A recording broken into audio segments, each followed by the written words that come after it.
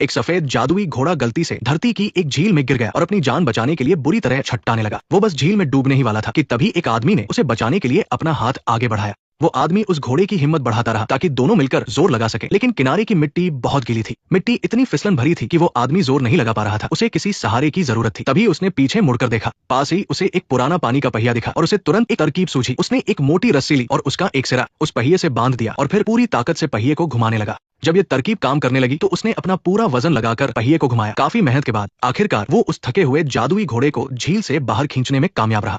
बाहर आते ही वो घोड़ा बुरी तरह थककर जमीन पर लेट गया और लंबी लंबी सांसें लेने लगा। वो अपनी जान बचाने वाले उस इंसान को बड़े प्यार से देखने लगा, जैसे वो उसका शुक्रिया अदा करना चाहता हो। हालांकि दोनों की दुनिया अलग थी, इसलिए वो अपनी बात कह नहीं पाया और बस उसकी आंखों में आंसू आ गए। ये भावुक पल देखकर जॉनी भी थोड़ा हैरान रह गया। असल में ये घोड़ा पास के जंगलों का एक जादुई जीव था जो अक्सर रात को बाहर निकलकर खेतों में नाचता कूदता था और लोगों की फसलें बर्बाद कर देता था। इसीलिए गांव वाले उसे एक खतरनाक राक्षस समझ बैठे थे और उसे खत्म करना चाहते थे। लेकिन जॉनी, जो इन खेतों की रखवाली करता था, उसने देखा कि ये घोड़ा शरारती जरूर है पर दिखने में बहुत मासूम है। उसका दिल उसे नुकसान पहुंचाने को नहीं माना। उसने घोड़े की रस्सियां खोल दी और उसे वहां से भाग जाने का इशारा किया, वरना थोड़ी ही देर में गांव वाले उसका बुरा हाल कर देते। ये सुनते ही उस घोड़े ने अपनी जादुई शक्तियां दिखाई और उसके शरीर से एक तेज चमक निकलने लगी। उसने एक बार फिर जॉनी का शुक्रिया अदा किया और फिर तेजी से दूर पहाड़ों की तरफ भाग गया। वो एक चमकती हुई सफेद रोशनी की तरह रात के अंधेरे में गायब हो गया। पीछे जॉनी अकेला खड़ा रह गया, जो ये सोच रहा था कि अब वो खेत के मालिक को क्या जवाब देगा।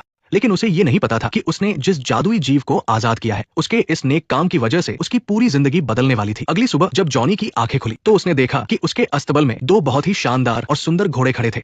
तभी अंधेरे कोने से एक छोटा सा गधा भी बाहर निकल कर आया और जॉनी के सामने बड़े ठाट से खड़ा हो गया, जैसे वो बहुत बड़ा कोई शहजादा हो। ओ नहीं, आगे बढ़ो। जॉनी ये सब देखकर बहुत खुश हुआ, लेकिन तभी उसे याद आया कि पिछली रात उस घोड़े ने पूरा खेत खराब कर दिया था, जिससे खेत के मालिक का बहुत नुकसान हुआ था। जॉनी के पिता गुस्से में लाल पीले होकर उसे डांटने के लिए उसकी तरफ आ रहे थे। जॉनी बहुत घबरा गया और उसने वहां से भागने का फैसला किया। उस जादुई घोड़े की गलती की भरपाई करने के लिए वो छोटा गधा खुद जॉनी के पास आया और उसे अपनी पीठ पर बैठने का इशारा किया।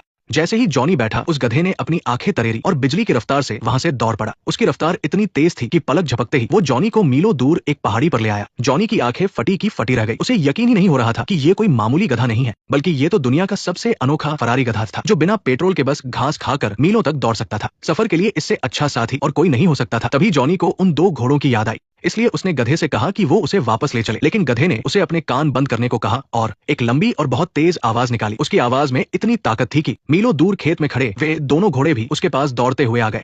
अब जॉनी उन दोनों कीमती घोड़ों को अपने साथ लेकर शहर की तरफ चल दिया ताकि उन्हें बेचकर अपने नुकसान की भरपाई कर सके। जैसे ही वो बाजार पहुंचा, उन शानदार घोड़ों को देखकर लोगों की भीड़ जमा हो गई। हर कोई उन्हें खरीदने के लिए ऊंची से ऊंची कीमत लगाने लगा। तभी वहां से राजा गुजर रहा था और उसकी नजर उन घोड़ों पर पड़ी। राजा को लगा कि ऐसे सुंदर घोड़े तो सिर्फ उसके जैसे